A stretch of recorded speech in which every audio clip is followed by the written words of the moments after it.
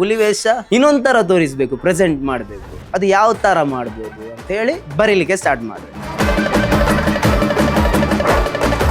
ಇದೇ ಕ್ಯಾರೆಕ್ಟರ್ಗೆ ಇದೇ ಕಲರ್ಸ್ ಕೊಟ್ಟು ಜಸ್ಟಿಸ್ ಕೊಡುವಂಥದ್ದು ನಾವು ಈ ಸಿನಿಮಾದಲ್ಲಿ ಮಾಡಿದ್ದೀವಿ. ಈ ಕತೆ ಪ್ರೆಸೆಂಟ್ ಲೈಫಲ್ಲಿ ಆಗ್ತಾ ಇದೆಯಾ ಇಲ್ವಾ ಗೊತ್ತಿಲ್ಲ, ಆದರೆ ಫ್ಯೂಚರಲ್ಲಿ ಈ ಥರದ್ದು ಒಂದು ಸನ್ನಿವೇಶ ಕನ್ಫರ್ಮ್ ಆಗಿ ಆಗ್ಬೋದು. ಅದು ನೋಡಿ, ಸಿನಿಮಾ ನೋಡಿದ ಮೇಲೆ ಎಲ್ರಿಗೂ ಗೊತ್ತಾಗ್ಬೋದು.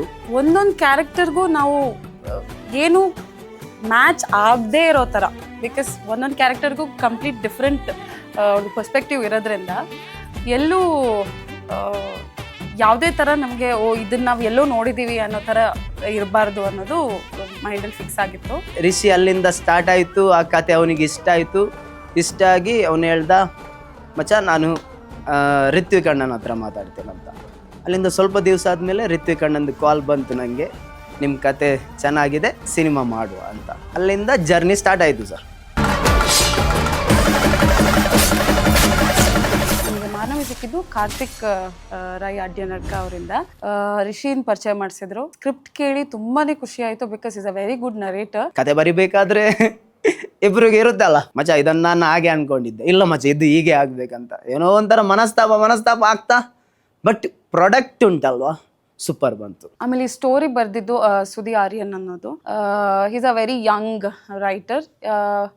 ಈ ಥರ ಸ್ಟೋರೀಸ್ ನಮಗೆ ಸಿಕ್ಕಿರೋದು ತುಂಬ ಖುಷಿ ಇದೆ, ಬಿಕಾಸ್ ಒಂದು ಒಳ್ಳೆ ಟೀಮ್ ಕ್ರಿಯೇಟ್ ಆಯಿತು. ಎಲ್ಲರೂ ಒಂದೊಂದು ಭಾಗದವ್ರು ಬಂದಿರೋದ್ರಿಂದ, so everybody's perspective was very different. ತುಂಬ ಖುಷಿ ಇದೆ ಒಂದೊಳ್ಳೆ ಪರ್ಫಾರ್ಮರ್ಸ್ ಜೊತೆ ನಾವು ಕೆಲಸ ಮಾಡಿದ್ದು. ಆದರೆ ಮಾರ್ನಮಿ ಸಿನಿಮಾದಲ್ಲಿ ಮೈನ್ ಆಗಿ ಕಾಣಿಸ್ಕೊಳ್ಳೋದು ಮಾರ್ನಮಿ. ಈಗ ಆ ಮಾರ್ನಮಿಯನ್ನು ನಾವು ತೋರಿಸಬೇಕು, ತುಂಬ ಚಾಲೆಂಜ್ ಇತ್ತು. That was very challenging because it was more than 800 to 900 people for one ಇದು ಜಾತ್ರೆಗೆ ನಾವು ಇದು ಮಾಡಿದ್ದು. ಸೊ ಆ ಥರ ಸೀಕ್ವೆನ್ಸ್ ಒಂದು 2-3 ಕಡೆ ಬರುತ್ತೆ. So that was one thing, ಎಲ್ಲರನ್ನೂ ನೋಡಿ ನಾವು ಸೆಲೆಕ್ಟ್ ಮಾಡಿರೋದ್ರಿಂದ that was one exciting thing. ಆ ಜನಗಳ ಜೊತೆ ಆ ಟೆನ್ಷನಲ್ಲೂ ನಮ್ಮನ್ನು ನಗ್ಸಿ ಕೆಲಸ ಮಾಡ್ತಿದ್ದಂಥ ಕ್ಯಾಮರಾಮ್ಯಾನ್ ಶಿವ್ ಸರ್ ಆಗಿರಲಿ, ಅವ್ರದ್ದೊಂದು ಟೀಮ್ ಅವರಾಗಿರಲಿ, ಮತ್ತು ಅಷ್ಟು ಜನಗಳಿಗೆ ನಿಲ್ಲಲಿಕ್ಕೆ ಅವರೊಂದು ಎದ್ದು ಕಾಣಿಸ್ಕೊಳ್ಬೇಕಾದ್ರೆ ಆ ಒಂದು ಜಾತ್ರೆ ಒರಿಜಿನಲ್ ಜಾತ್ರೆ ಅಲ್ಲ, ಬಟ್ ಆ ಒರಿಜಿನಲ್ ಜಾತ್ರೆ ಥರನೇ ಕಾಣಿಸ್ಕೊಳ್ಬೇಕಾದ್ರೆ ವರದಣ್ಣ ಆರ್ಟ್ ಡೈರೆಕ್ಟರ್ ಅವ್ರದ್ದು ಎಫರ್ಟ್ ತುಂಬ ಇತ್ತು. ಇಷ್ಟೊಂದು ಒಳ್ಳೆ ಕತೆ ಕೊಟ್ಟಿರೋ ಏನೋ ಸುದಿ ಅವ್ರಿಗೂ I am very very grateful to be part of this film. Rishi ಅವರು ತುಂಬ ಚೆನ್ನಾಗಿ ಡೈರೆಕ್ಷನ್ ಮಾಡಿದ್ದಾರೆ. ಹಾಗೆ ಅಷ್ಟು ಜನಗಳಿಗೂ ಕಾಸ್ಟ್ಯೂಮ್ ಆಗಬೇಕಿತ್ತು. ಆ ಕಾಸ್ಟ್ಯೂಮನ್ನು ಮಾಡಿಕೊಟ್ಟ ವರ್ಷಕ್ಕೆ ಅವ್ರದ್ದು ಟೀಮ್ ಅವರಾಗಿರಲಿ, ಅಲ್ಲಲ್ಲೇ ಟೈಲರಿಂಗ್ ಮಾಡೋದು, ಕಾಸ್ಟ್ಯೂಮು ಒದ್ದಾಟ ಮಾಡೋದು, ಇವ್ರದ್ದೆಲ್ಲ ಎಫರ್ಟ್. ಆ ಜಾತ್ರೆ ಉಂಟಲ್ವಾ, ಒಂದು ಒರಿಜಿನಲ್ ಮಂಗಳೂರು ಜಾತ್ರೆ ಥರನೇ ಫೀಲ್ ಕೊಡ್ತಾ ಇದೆ. ನಾನೇನು ಕ್ಯಾರೆಕ್ಟರ್ ಇದು ಕಾಸ್ಟ್ಯೂಮ್ಸ್ ಜಸ್ಟಿಸ್ ಕೊಟ್ಟಿದ್ದೀನಿ. I guess they have given their 100% for the characters as well. ನಾವು ಏನು ಬರ್ದಿರ್ತೇವ ಅದಕ್ಕಿಂತ 4 ಪಟ್ಟು ಜಾಸ್ತಿ ಅವರು ಅಲ್ಲಿ ಪಾತ್ರನ ಅನುಭವಿಸಿದ್ದಾರೆ. ತುಂಬ ಚೆನ್ನಾಗಿ ಮಾಡಿದ್ದೀವಿ ಅಂತ ಅನ್ಕೊಂಡಿದ್ದೀವಿ. ತುಂಬ ಕಷ್ಟಪಟ್ಟು ತುಂಬ ಇಷ್ಟಪಟ್ಟು ಮಾಡಿರೋ ಸಿನಿಮಾ. ಕೆಲವೊಂದಿಷ್ಟು ಅಲ್ಲಿ ಪಿಲಿನಲ್ಲಿಕೆ ಇರ್ತದೆ, ಪಿಲಿ ಪರ್ಬ ಇರ್ತದೆ. ಈ ಥರದಲ್ಲೆಲ್ಲ ನಾನು ಹೋಗಿ ನೋಡ್ತಾ ಇದ್ದೆ. ಅಲ್ಲಿದ್ದ ಜಡ್ಜಸ್ಗಳ ಜೊತೆ ಮಾತಾಡಲಿಕ್ಕೆ ಸ್ಟಾರ್ಟ್ ಮಾಡಿದೆ, ಹೇಗೆ ಹುಲಿವೇಷ ಅಂತ. ಒಬ್ಬೊಬ್ಬರು ಒಂದೊಂದು ಕತೆ ಹೇಳ್ತಾ ಹೋದ್ರು. ಆದರೆ ನನಗೆ ಒಂದು ಹರಕೆಯ ರೂಪದಲ್ಲಿ ಒಬ್ಬರು ಹೇಳಿರುವಂಥ ಒಂದು ಕತೆ ವಾವ್ ಅನಿಸ್ತು. ಕಲರ್ಸ್ ಬಗ್ಗೆ ನಾವು ಜಾಸ್ತಿ ನನ್ನ ಜೊತೆ ಜಾಸ್ತಿ ಮಾತುಕತೆ ಇದ್ದಿದ್ದು DOP ಅವ್ರ ಜೊತೆ, ದಟ್ ಈಸ್ ಶಿವಸೇನಾ ಅವ್ರ ಜೊತೆ.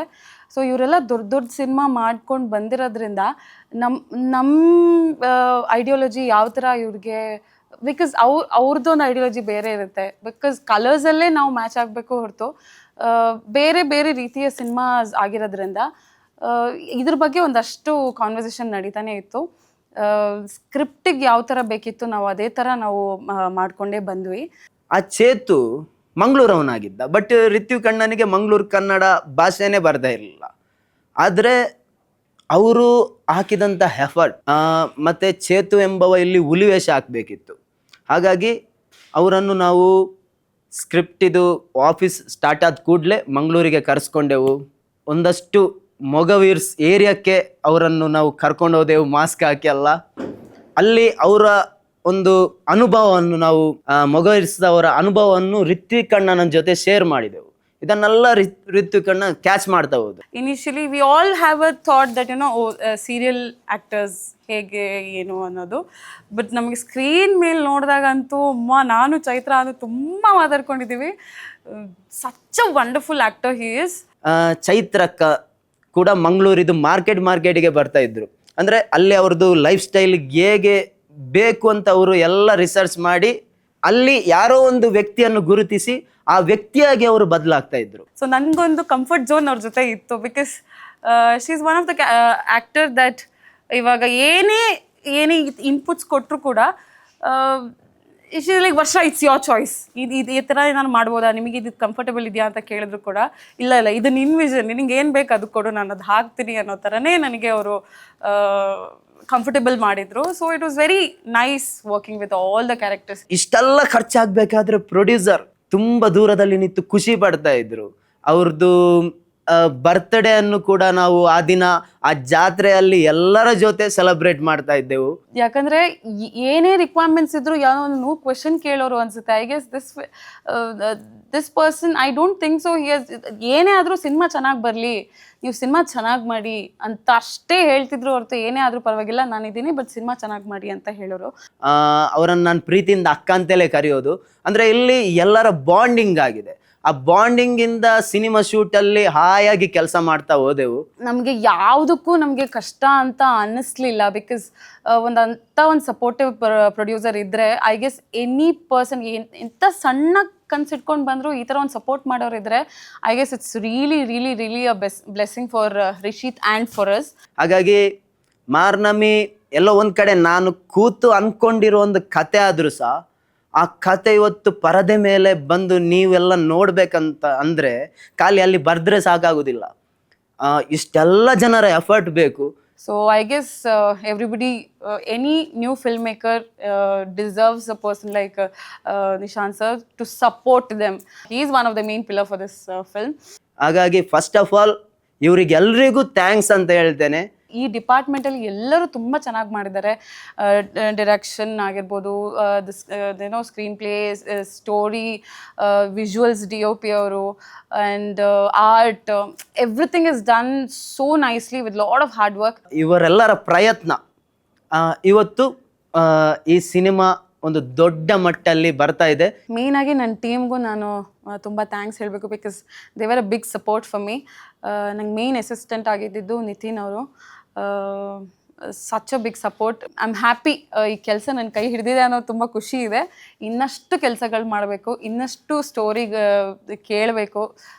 ಯಂಗ್ ರೈಟರ್ಸ್ ಲೈಕ್ ಸುದಿ ಈ ಥರ ಎಲ್ಲ ನಮಗೆ ಸ್ಟೋರೀಸ್ ಬರಿತಾ ಇದ್ದರೆ I guess as A team ನಮಗೆ ಒಂದು ಒಳ್ಳೆ ಪ್ರಾಡಕ್ಟ್ ಈ ಥರ ಕೊಡ್ಬೋದು ಅಂತ ಅನಿಸುತ್ತೆ.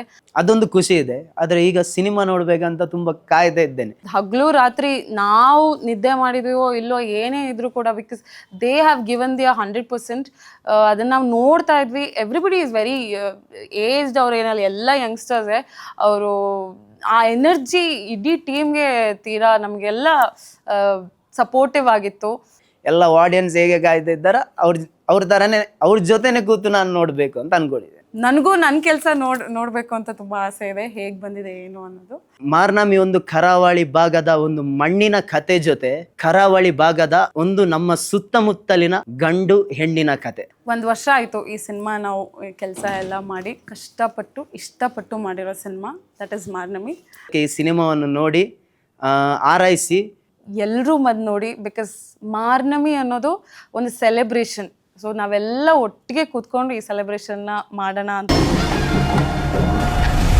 ಮಾರ್ನಮಿ ಅನ್ನೊಂದು ಪೆನ್ನಲ್ಲಿ ಗೀಚಿ ಬರ್ದಿರುವಂಥ ಕತೆ ಅಲ್ಲ. ಮಾರ್ನಮಿ ಅನ್ನೋದು ನೋವಲ್ಲಿ ರಕ್ತದಿಂದ ಗೀಚಿ ಬರ್ದ ಕತೆ.